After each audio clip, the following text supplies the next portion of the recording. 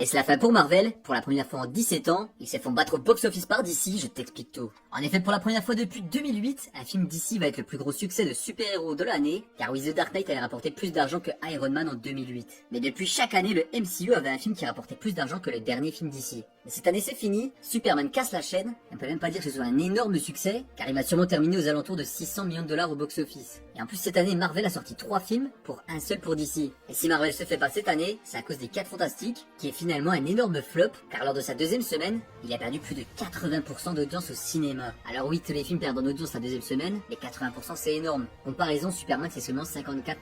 Alors après évidemment il y a plusieurs raisons à ça. La première de l'échec des 4 Fantastiques, c'est qu'il est arrivé après Jurassic World et Superman, donc il a fait face à une forte concurrence et il arrive en dernier, les familles n'ayant peut-être plus de budget, ou n'ont peut-être pas envie d'aller 3 fois au cinéma dans le mois. Et pour moi la deuxième raison évidente, c'est que les dernières sorties au cinéma n'ont pas été à la hauteur, ont déçu les fans, et maintenant ils attendent un très bon bouche à oreille pour se déplacer et voir le film. Ant-Man 3, The Marvels, et pas mal d'autres ont pas mal de sang sur les mains, faut le dire. Alors dis-moi en commentaire pourquoi est-ce que tu n'as pas été voir les 4 Fantastiques et n'oublie pas de t'abonner.